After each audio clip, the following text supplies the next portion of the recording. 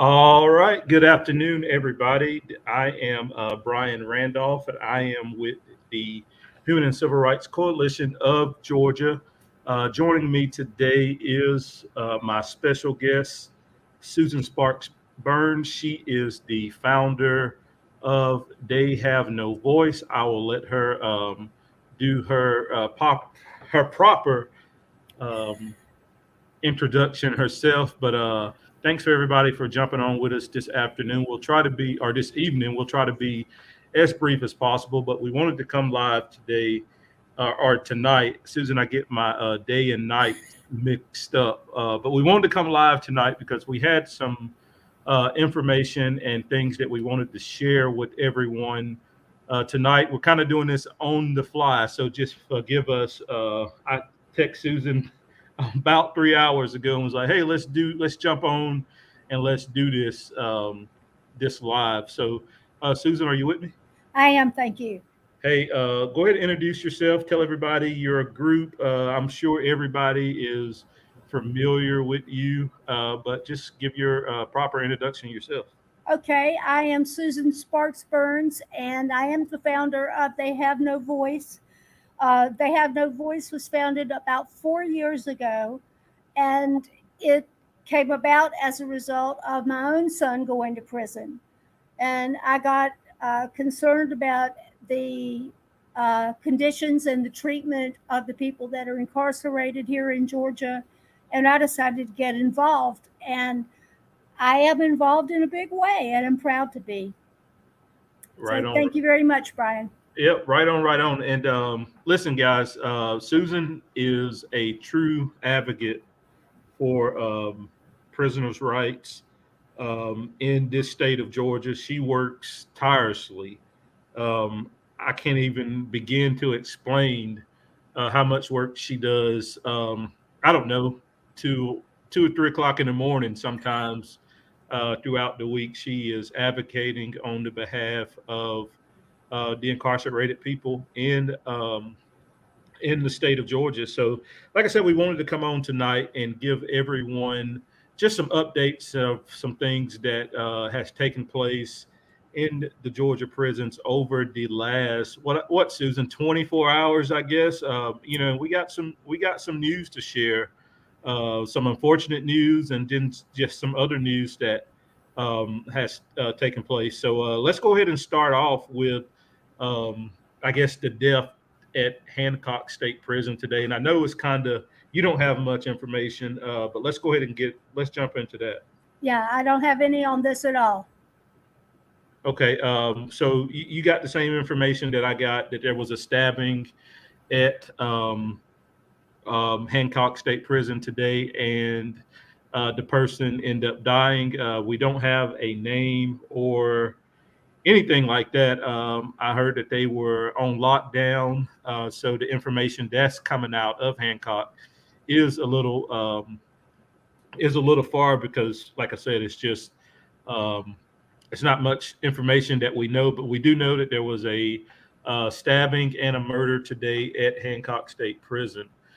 So once we learned, the information on who this individual was, we will post the information. All right, let's move on to Dooley State Prison because I think you have a little bit more information on Dooley State Prison. I do. Dooley was preparing to have the DOJ arrive this morning at 8 o'clock. And prior to the arrival, apparently they discovered that a man had passed away in the night from probably from a heart attack, but passed away in his bunk. I believe this was in D4. And then, still before the DOJ arrived, they found a man who had been stabbed on the walk, and luckily he did not uh, die. But that was quite a morning for them. They were locked down, uh, waiting for the coroner to finish what he has to do. But So, then the DOJ arrived. Yes, sir. so you're telling me that on the day that and for people that don't know what the DOJ is, and I don't know how you can't know what the DOJ is, but like I know, that somebody will ask, what is the DOJ? So do you want to explain to everyone, and we have about 100 viewers on here right now. So do you want to explain to everyone what the DOJ is, just for record? Yeah, glad to. The DOJ is a Department of Justice, and in particular, this is the Civil Rights Division. Most of us know, we think about the FBI, and that's the criminal side, the criminal side of the DOJ. But we are dealing with the Civil Rights Division, and there is a law called CRIPA, the Civil Rights of Institutionalized Persons Act, that is specifically for the treatment and the conditions, the treatment of the people in prison and the conditions of those prisons. So we began to contact the DOJ 4 years ago about what was going on in Georgia.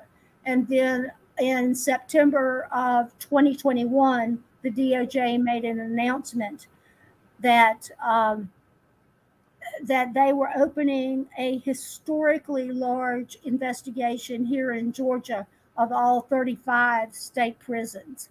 The most in any single state prior to that was in Alabama with 13 prisons. So relatively, it's 2.5 times the size. And it's been ongoing. People think that nothing's being done, but this is a slow process. They're going to each of the prisons, 35 prisons, and today was the day that they had made arrangements to be at Dooley. Right. Previously this week, they went to Wilcox, which is in and of itself a different story. Well, we're going to talk about Wilcox State Prison in a minute, and that, and as my grandmother used to say, that heifer down there that's recently been fired. We're going to talk about them in a minute. Yeah. But I want to touch on something that you said, and the DOJ investigation in Georgia. And like you said, people think that nothing is happening, and people think, everybody has their own opinion on how long it's taking, and if they're really doing anything, and what good is it going to, what good is this investigation going to do? And I can attest, and I'm sure you can attest, and we won't get into specifics or who we talked to or what we talked to or the person we talked to or anything like that. But you can attest, and I can attest, that the Human and Civil Rights Coalition of Georgia, and They Have No Voice, has spoken with someone that is a part of this investigation several times. And we can also attest that they are actually working. That is true. They are incredibly hardworking. This involves a team of people. It's not a single person. It's actually a group of attorneys, corrections specialists, administrators, as well as actual trained investigators. Right. And when they come to a prison, they come with a team. Right. Yes, it's quite an operation, and they're moving this team of people from prison to prison. After each visit, they have to digest what they've learned as well as document it before they get to the next prison. Right. So, for the naysayers and all those people out there that says, the DOJ investigation is not going to do anything. The DOJ investigation is, they're not really doing anything. They're just, going through the motion. We can we can attest to they're actually working. They come to Georgia and they go to a prison, and pretty much after they leave that prison, they're working until 3, 4, 5 o'clock in the morning sometimes. Yes. Just going through all of the information that they have learned, by talking to your loved ones, by talking to prisoners, by talking to sometimes staff that will talk to them. And they're pouring through all of this information to come to an end game, which is going to take a while.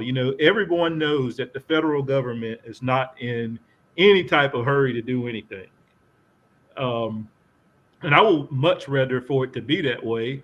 That way they can get it right, and they can, because I've told you, I don't know how many times, um, before the DOJ even made their announcement that they were coming, this was going to be a step to finally be able to clean up this cesspool that's been going on in our state and in our prison. So it's not going to be overnight, and I think that's what a lot of people miss when it comes to this investigation of the DOJ, with the DOJ, is that it's just not an overnight investigation.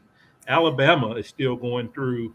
Um, is still going through the same thing, and they're steps and steps ahead of us in terms of their investigation. Their investigation opened officially in 2016, and they are still investigating. Right. Yeah. So I mean, people, it's just going to take time. We encourage you uh, to continue if there's an issue at your loved one's facility or anything like that. I know Susan posts a lot of time their email address, their phone number. We can um, tell you uh, with certainty that those emails and phone calls are being monitored. They're being looked into, every single one of them. We may get calls at times asking us, "Hey, have y'all heard about this? Have you heard about that? What do y'all know?" So, those phone calls, those emails that everyone is sending in is, um, you know, getting the attention that they deserve. So, I don't want people to be discouraged because they think that, this investigation is going on. It's just it's going to take a while. It's going to take years. Yes. But someone is looking into it. Someone is trying to bring us some much needed um, much needed relief that we just need here, that the state has just failed to do. So that's one thing that that's one avenue that we're going to continue to pursue as advocates here, because it's something that that is just definitely needed. Susie, you got anything else to add to this? I think the most common misconception about the DOJ visits is that they are inspections. And while the team does get a cursory um, uh, tour of the facility, these visits are primarily to facilitate uh,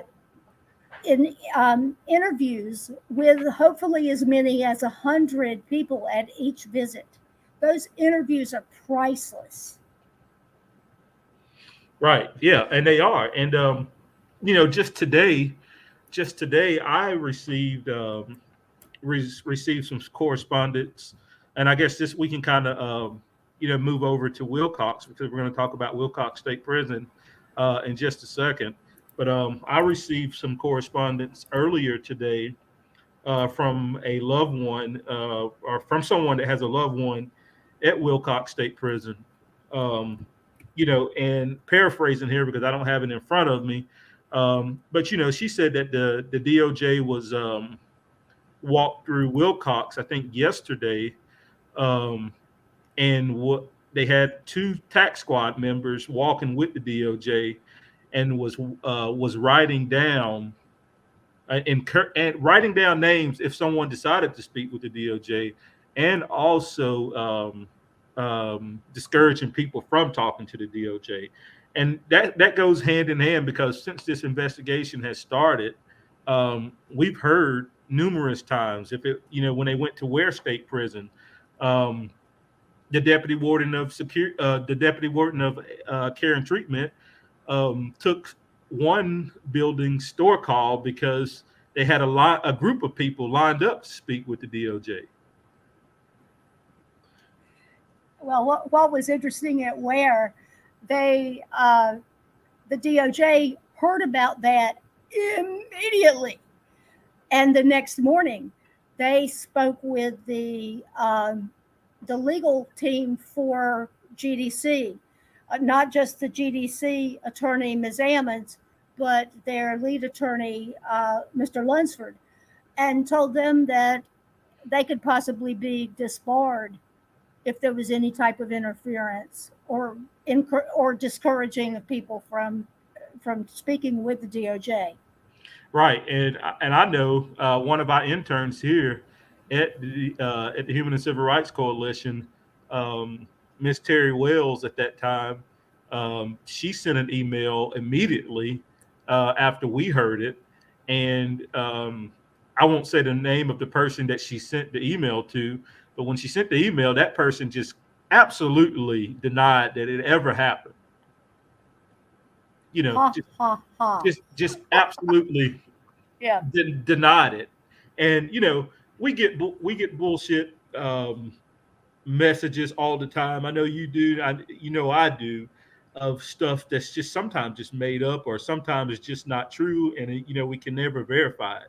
But when you have 8 or 9, 10 inmate family members and inmate themselves, calling or messaging us, telling us that because they talked to the DOJ that their store call had been taken, you pretty much know that it's true. Yeah. And and this person that's pretty high up in the Department of Corrections just argued us down that it never happened.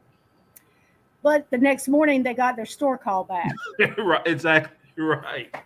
The very next morning they got their store call. So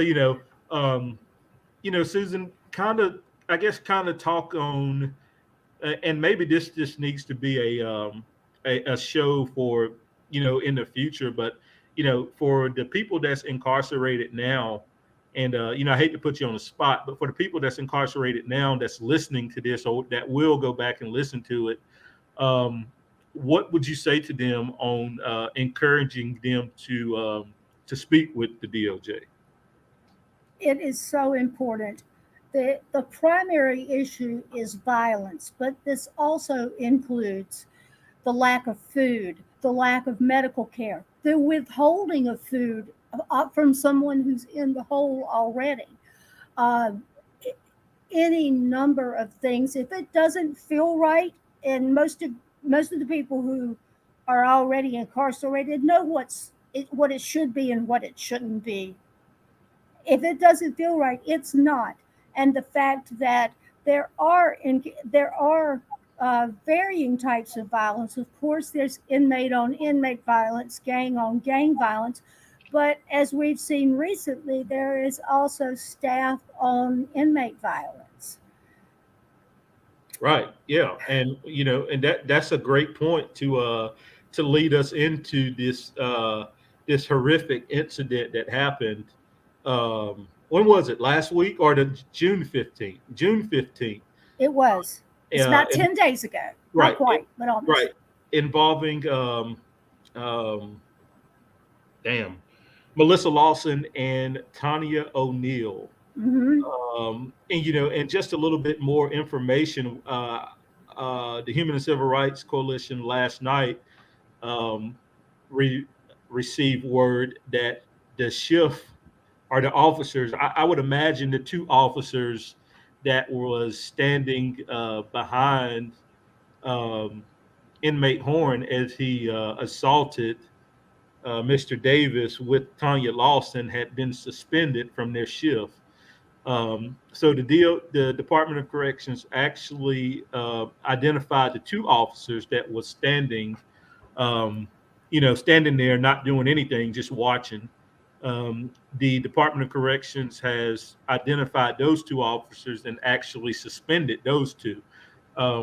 So I don't know if they will eventually be fired. I seriously doubt that those 2 officers will be fired. You're down. Wilcox is, and I'll let Susan give the numbers for Wilcox, but Wilcox is one of the prisons in Georgia that is just down officer wise. They just don't have the staff to really run that place. That's one of the major prisons that we always hear from that have actually hardly any staff working there during the day or night.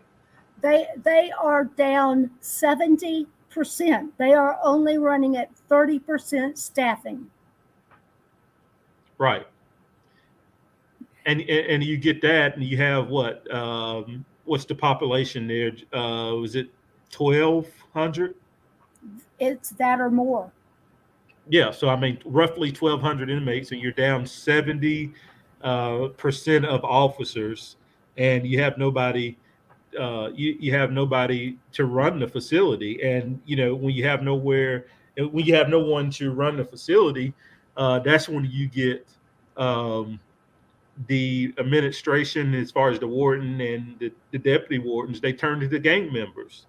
And they expect, and it's not just happening at Wilcox. That's a subject for a different day. But it's not just happening at Wilcox, but it's happening everywhere. But when you don't have the staff in order to keep some type of order, these wardens and deputy wardens and CERT team members are going to the inmates who are gang members and leading the gangs, and they're telling them to keep order. They're telling them, if something happens, you need to handle it. And that is in fact going on all across the state. All over the state. And we're not making this stuff up. I mean, we hear from staff, we hear from inmates, current inmates, former inmates, and this stuff is definitely going on. I don't care what the GDC says that it's not happening. We know for a fact, the DOJ knows for a fact, that gang members are running these prisons and have stepped in the role in some of these prisons, majority of these prisons, and are doing the job that officers are supposed to be doing. And what we're dancing around this. We're talking about a specific incident on the 15th where a gang member who's quite a large man participated with a staff member beating an incarcerated man who, by the time the video started, the man already had no shirt on, and we all know he wasn't out on the yard in the daytime with no shirt. Right. Something had already happened, and he was reportedly unconscious at the time the video begins. And the video is, it will take your breath away to watch it. It is one of the most horrible things I've seen. And this man is a gang member, and he's not the only person, nor was he the only gang member represented protecting or accompanying staff members around the prison. Right. And, this is not, this, from what I've heard, and some of my other colleagues here at Human and Civil Rights have heard, and what Susan has heard as well, is that he's been doing this for quite a while. Yes. We got information, and I don't have any reason to doubt the information that we received, because you received it, I received it. So we have no reason to doubt the information that we received. But, it was told to both myself and to Susan that just a couple of months ago, that this same inmate that was called in the video assaulting this other guy with unit manager Lawson actually pulled a CERT team member off of another inmate. And correct me if I'm wrong, because I don't want to put false information out there. That is correct. But yeah, so this same inmate that was captured on video assaulting Mr. Davis at Wilcox was just a couple months ago actually pulled a member of the CERT team off of another inmate. If you had not seen the video, it might be hard to believe that. But the way that video ends, this man, what actually is worth it to say, the two of them were assaulting Mr. Davis, And then he was already on a trash cart. They repositioned him on the trash cart. And for some reason that I certainly can't fathom, Ms. Lawson pulls his pants, his trousers, and his boxers off. And apparently he came to momentarily and stood up and pulled his pants back up. And at that moment, he was cold cocked by a man who's 6 feet tall and 260 pounds. Right. Yeah. I mean, and I tell you what, when I received that video, I don't know, 10 o'clock that night before it was posted. And, I'm sitting there and I'm looking at the video and I'm saying, okay, I couldn't really first tell what was going on. And I had to rewind it and start it over again, a couple of times. And then I finally got to the end of the video. And when that last punch came, Susan, I'm telling you, my mouth flew wide open. Yeah. Like I set up, and I was like, there is no way that just happened. So then when I, started watching the video again, because like I said, I had to watch it to believe my lying eyes. I had to watch it again and I start to watch it and I'm saying, okay, and even if you couldn't make out what was actually really going on at first, the narration in the video was 100% spot on. The narration with the guy calling out everyone that was actively involved, in the video itself, and that guy helped get these two people from never being able to work in any type of law enforcement capacity again. And what happened to the guy that took the video is completely astonishing. It's ridiculous. I've been trying to identify him. You've been trying to identify who the gentleman was that had enough courage to take the video. But what was actually troubling in the video, besides what Lawson and Horn and the other three cowards that did nothing but stand there and watch, was at the end of the video when Lawson was pulling the man's pants off and he sits up, and who's not going to sit up and you're in prison and your pants is being pulled off your ass? Like, who's not going to sit up and try to, prevent their pants from being taken off?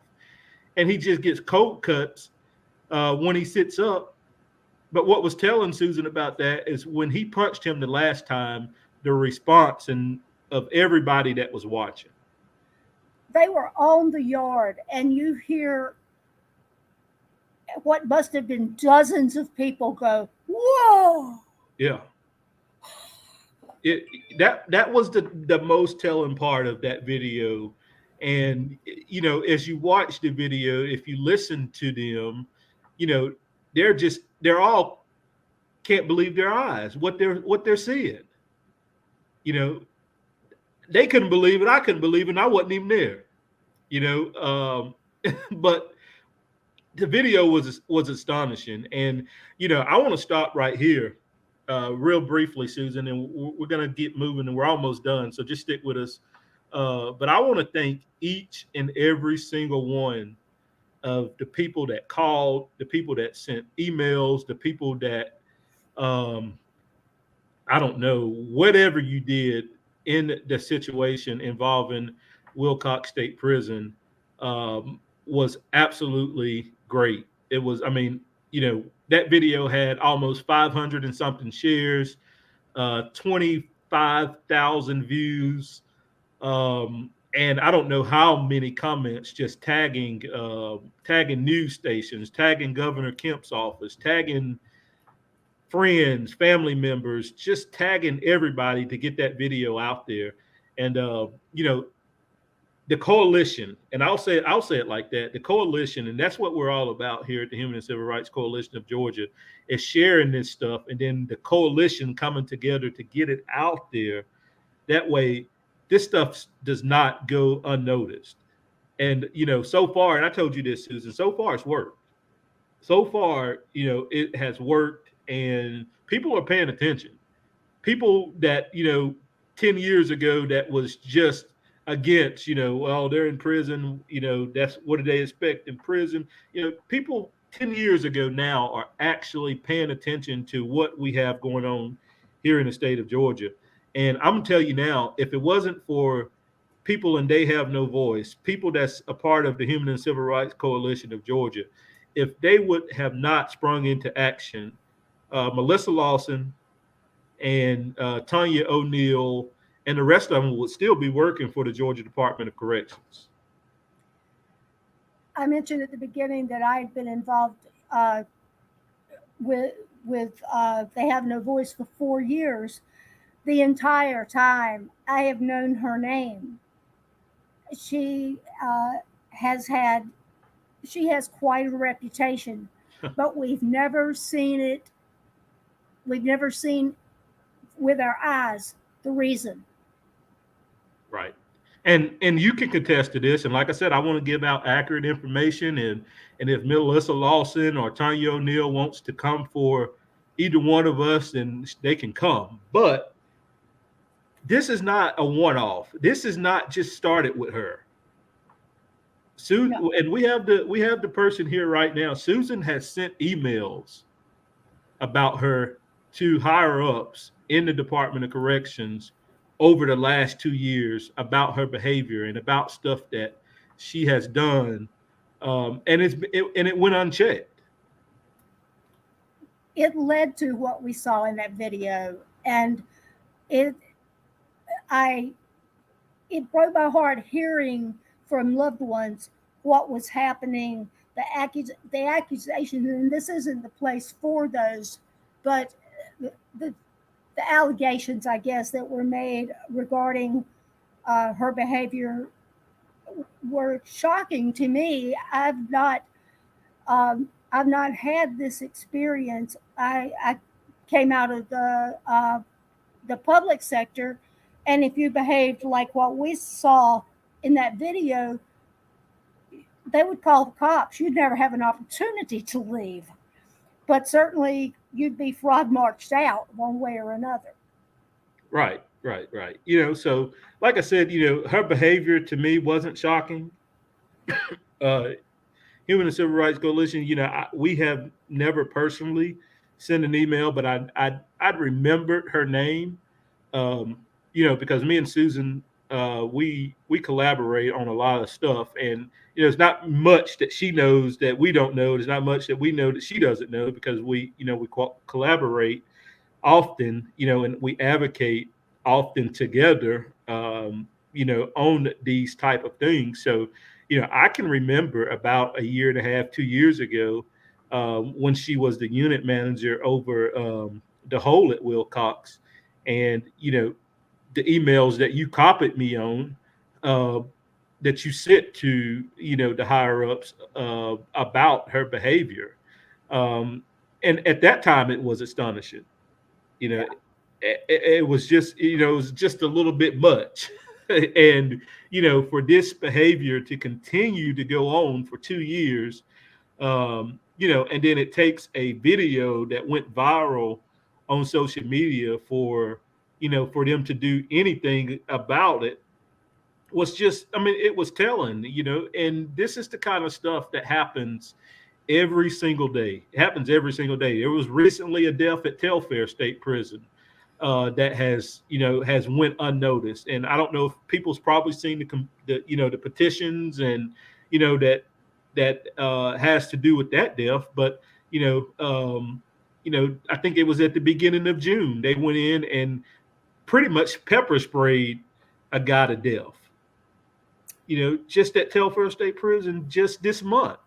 And now, the behavior, I guess what I'm getting at, the behavior is sometimes rewarding in the GDC.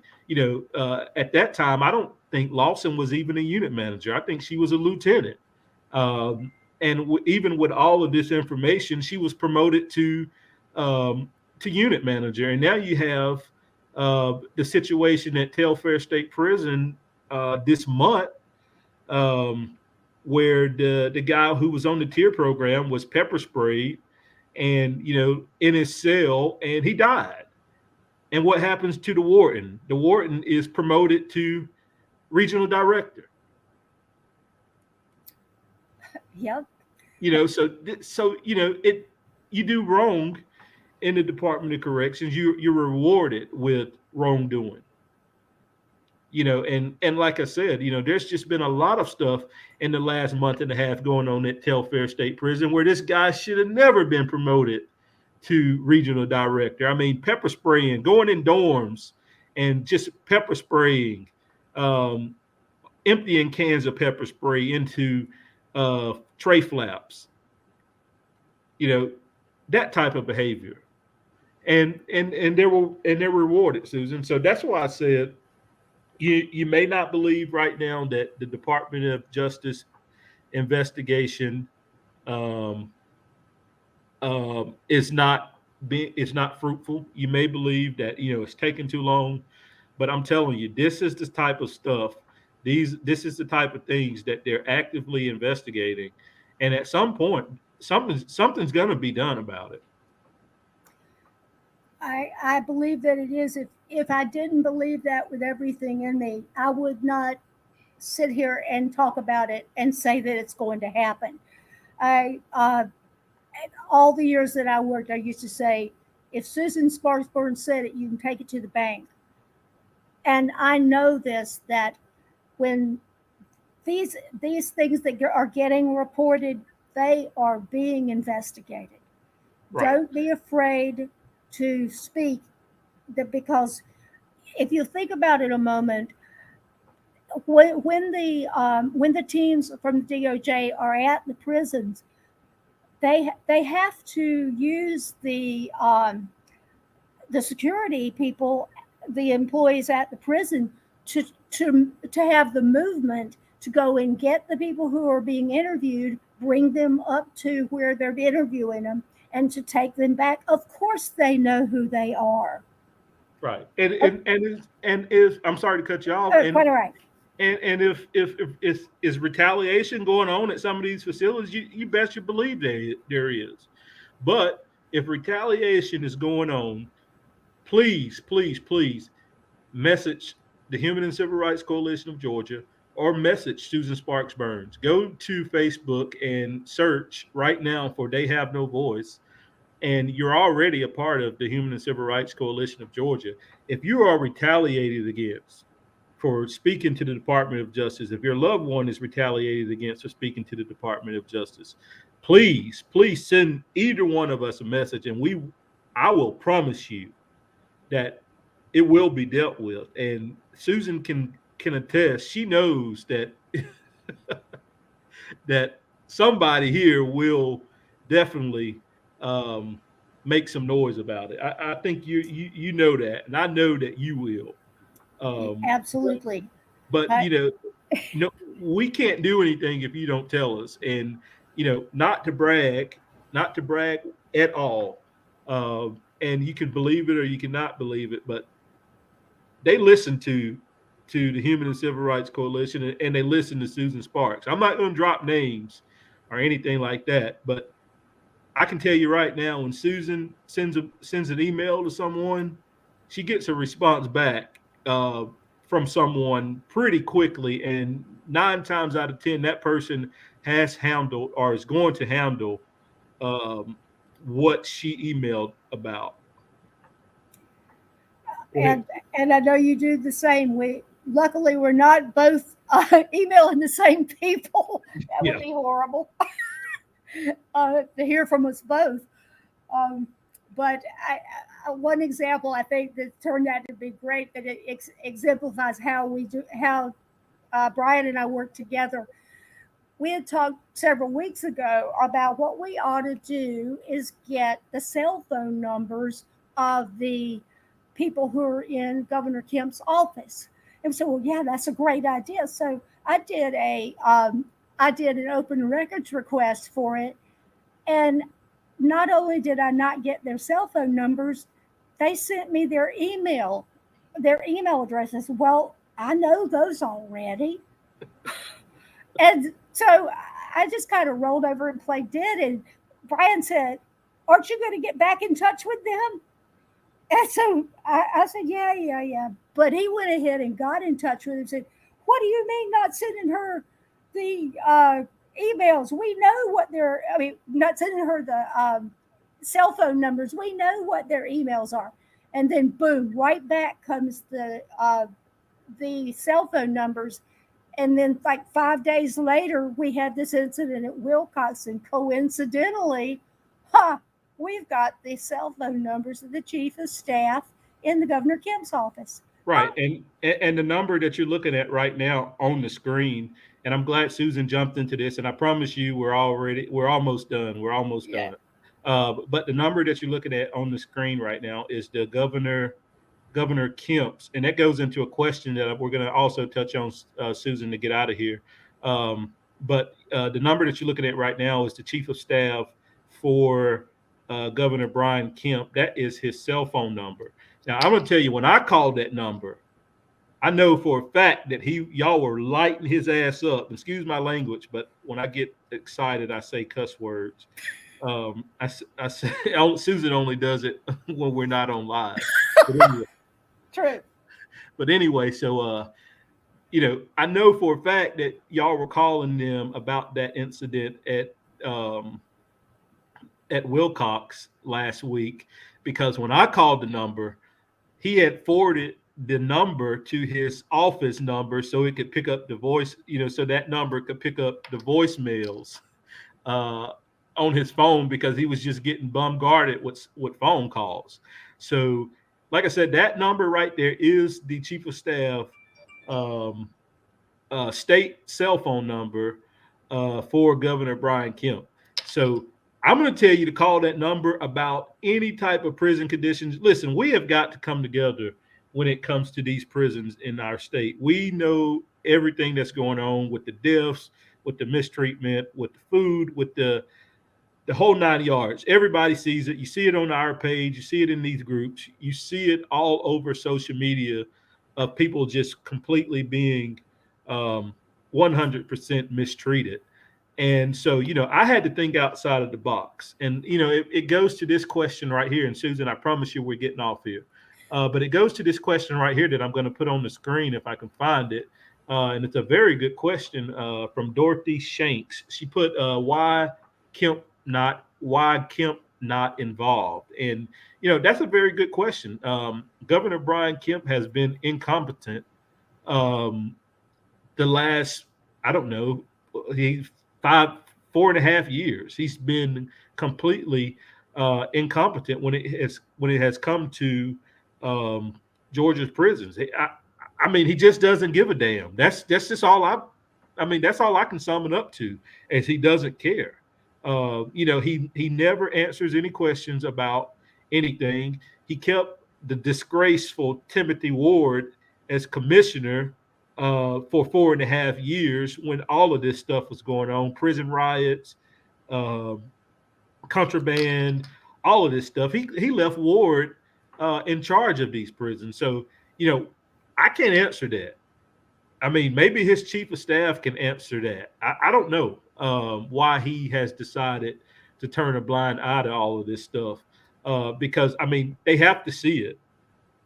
They have to see this stuff that's taking place. They have to hear about it. But I thought outside of the box, and I was just, I told Susan, I said, Susan, we need to get these people's state cell phone numbers so we can put these numbers out there, and we're going to have to start calling them. I mean, there's no reason why all of this stuff is going on and the governor is not doing anything. I mean, damn, you got a DOJ investigation taking place. You would have thought that, okay, let me step back here. Let me try to do some stuff. I mean, what'd you do? You hired Tyrone Oliver, and he's been a failure in his 90 days. He's done nothing but promoted people from within that's a part of the problem. And you see no difference whatsoever from Timothy Ward to Tyrone Oliver. So that's what, if you want to call that an accomplishment that Kemp has done, I guess you can call that. He got rid of Timothy Ward, but in my book, Timothy Ward should have been fired. How do you get a promotion, or I don't even know it's a promotion, but how do you get moved to the Pardons and Parole Board when your conduct and your actions have showed that you don't give a damn? And now you're over somebody's freedom? I mean, make it make sense.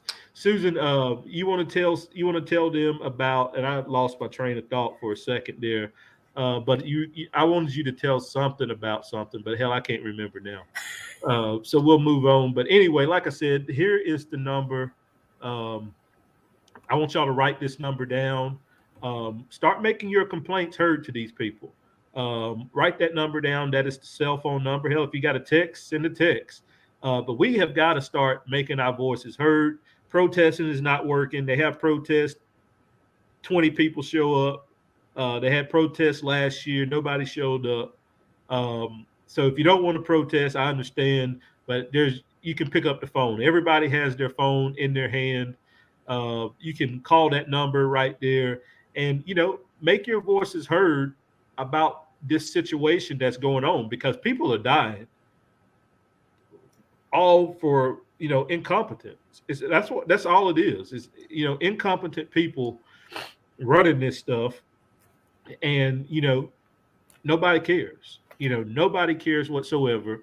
And so that's why we have to put these videos out there. That's why we have to put these pictures out there, so the public can see this stuff that's taking place, and the public can react, and the public can make their voices heard on all of this stuff that's taking place. So like I said, now we don't condone you calling and cussing them out or calling them and threatening them or anything like that. Don't do that and then say you got the number from us. But if you're going to call and regress your grievances to them, do it in a respectful manner. If you don't want to give your loved one name, that's fine. But we have to start getting some action from these people in our state about this. I mean, we've seen this, this corrections board, or whatever they're called, the board of corrections. They don't care. They don't do anything. It's a bunch of retired people that just has a bunch of money and is put on the board as some type of oversight. Well, it's not any type of oversight. It's just for them to get a check. And I think they're getting a check. Susan would. They are. Yeah. So it's just oversight. And they're not doing anything. They're not overseeing anything but the check that they get every month or every week from the state of Georgia. So as I said, we have got to get on it. We got to call. We got to send emails until something happens. The quickest people that can fix this problem is the governor. And we have to get on it. I mean, we have to call. We have to call. And we got to demand action. We have got to demand action on these prisons. It's summertime. I'm telling you now, the violence and everything is about to tick up because it's summertime. It's 100 degrees in those buildings, and nobody wants. I mean, you're already in prison, so I'm telling you, it's about to tick up. The violence is about to tick up. It's already been crazy, but now it's just going to get worse. So we have got to lend our voices, send our emails, call. And we got to demand that something happens, or it's just going to be another deadly summer like last year. Susan, what you got? One of our members, They Have No Voice, her son has life without. And she called the governor's office and she said, she talked to the nicest lady, this administrative assistant. And she was given this information that Governor Kemp has nothing to do with the prisons, that they report to the Federal Bureau of Prisons. And that was the phone number that this constituent of Governor Kemp's and this mother of a man who has life without, she was given the Federal Bureau of Prisons phone number to call. Right. And Susan, I want you to repeat that again, because believe it or not, that's what I wanted you to tell. And I want you to tell it again, because people need to hear this kind of stuff. So tell it again. Okay. Tell it again, because this is important. This is the type of stuff that the governor office gives out when it comes to our prisons to get the attention off them. So go ahead, Susan, tell it again. This mother, her son has life without parole. Her son had already spent 4 years in DeKalb County Jail before he was convicted, and just this past year went to prison. So she did what she thought was the right thing to do. She called the governor's office, and she was told by a nice lady in the office that the governor had nothing whatsoever to do with the prisons. Now, the fact that he hired Mr. Oliver and moved Mr. Ward to Board of Pardons and Paroles, that aside, he has nothing to do with the prisons. And she was given the phone number for the Federal Bureau of Prisons. Her son is sitting in Smith State Prison.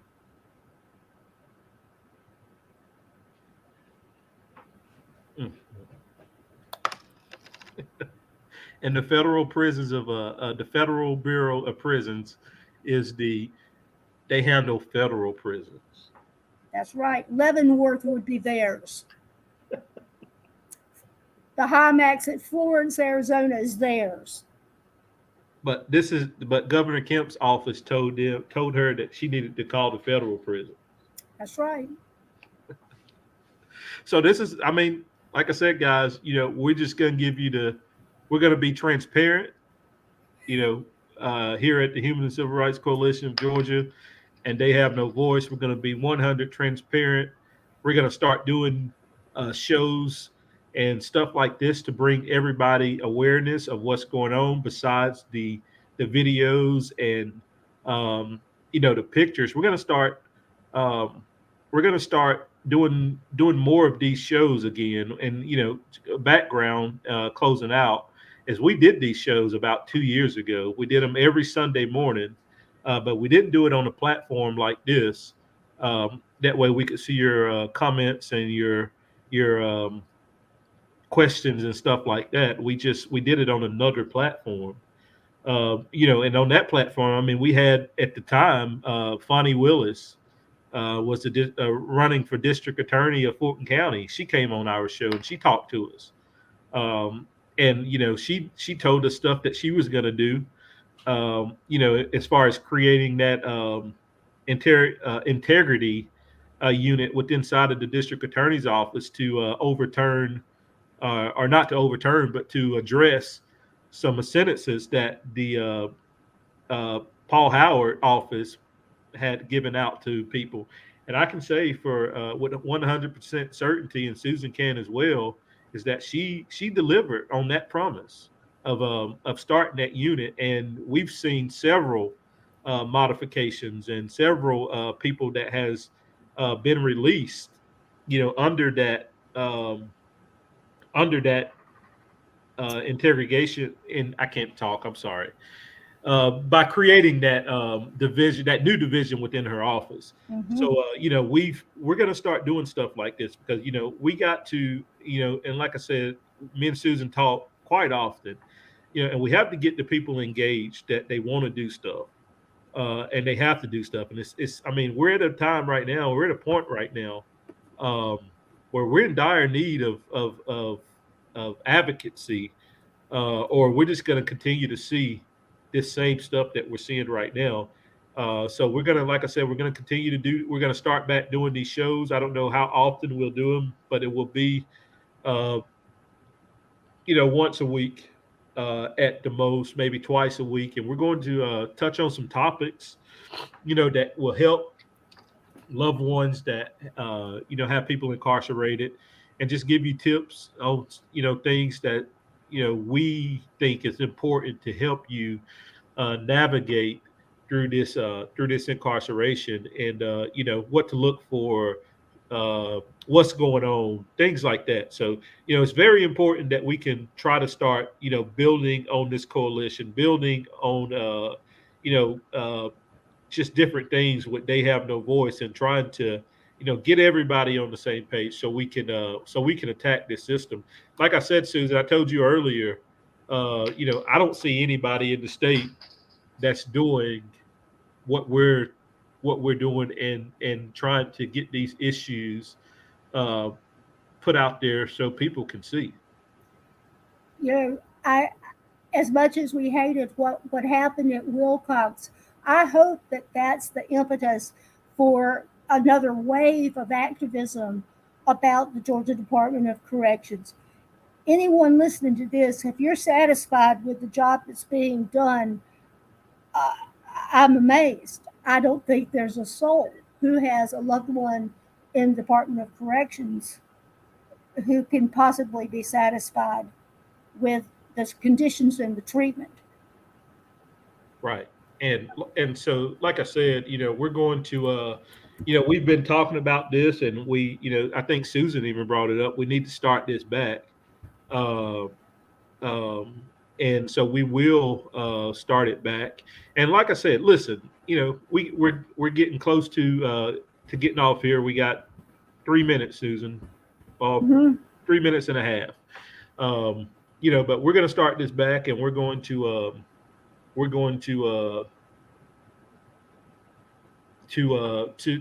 bring these issues to everybody so they can know what's going on, so they can be informed. So when they do call um, Governor Kemp's office, and when they do call the prison, they'll know what to say. They'll know who to talk to. They'll know what's going on, and it's going to help shed light on this. And like I said, we don't want your money. The Human and the Civil Rights Coalition of Georgia has never charged anybody for any advocating that we've done for anybody. You send us a message, and we're getting on whatever we got to do to help somebody. I know Susan Sparks Burns doesn't charge anybody for No, any advocacy work she does. I do Um, you not. know, but now if you want to donate, we ain't gonna turn your money down, but it ain't required. I mean, it's not required. We do this because we care. We do this because there's not enough voices to bring this stuff to the forefront. And so like I said, I don't care what anybody says. I know Susan doesn't care what anybody says, but we're here to help people. We're not charging any money to do anything. We're not doing anything illegal. We got lawyers too now that we run stuff by before we do something or before we say something. So we're not worried about that. But at the same time, um, you know, we're going to start doing this stuff more often, and we're going to continue to share the videos. We're going to continue to share the pictures. You got any information for us? Please, please, please send it to us. Emails is out there, phone numbers is out there. Susan, someone had asked, could we share the email to the Department of Justice? Absolutely. It is the word community dot Georgia DOC at usdoj.gov. And Write that out. if you could type it and put it in my chat, then I can put it in. I can put it in on the screen if you could, real quick. There it is. It is correct. And for those of you listening, if you would, if you know the name of the man who took that video, please, in confidence, send it to either Brian or to me, and we will get it to the DOJ. That would be greatly appreciated. Right. And if you need to reach me, my email is Brian, BRIAN, at hcrga.org. We'll put all of our emails. We'll put them on we'll make a post about this video, and we'll put our emails if you want to send us anything, because the Human and Civil Rights has several emails that you can send stuff to. Um, and we'll get that stuff out there. But I'm going to put right now on the screen the information for the Department of, who is it again, Susan? Am I putting out here? The DOJ. DOJ email. So somebody had asked for it in the chat for the email to the DOJ. So I'm going to put that on the screen right now. This is the email right here. If you want to email the Department of Justice, who's handling the investigation into the Department of Corrections, that is their email. You can send them all kinds of you can send them anything that you have, any kind of tips, any type of correspondence that you feel is important to send to them regarding this incident. I do know that they monitor that the investigators that's handling it monitor that email. So your email, if you don't get a response, don't freak out. Don't be really concerned because they are monitoring it, and you can take our word that they are 100% taking note of the emails that they receive. Um, Anything else, Susan, that you think we need to touch on before we get off here? No, I will say what the frequency of that is. Both mailboxes, the voicemail and the email, are monitored daily. Right. All right. So you have anything else, Susan? Let me put your email on here before we get off. Okay. I do not. I wish everybody well that's listening tonight. Appreciate you taking the time to spend it with us, and we're all on the same page here. We want the best for our loved ones who are incarcerated. Right. This cannot stand for them to be treated badly, whether it's the conditions or their treatment. It's got to stop. Right. And it has to stop, and it's going to stop. We had almost 200 people on here tonight listening to us for this hour that we've been on. So, I hope everybody hearts and mind is clear. Hopefully everyone understands now, our mission moving forward and what we're going to do. We're going to advocate like hell to get a stop to this.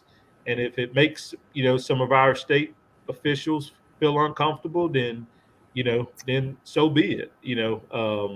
Let them call the Federal Bureau of Prisons. Yeah, let them call the Federal Bureau of Prisons and complain about something that's so important. I'm tired of family members, in our inbox or calling us uh, because their family member is dead,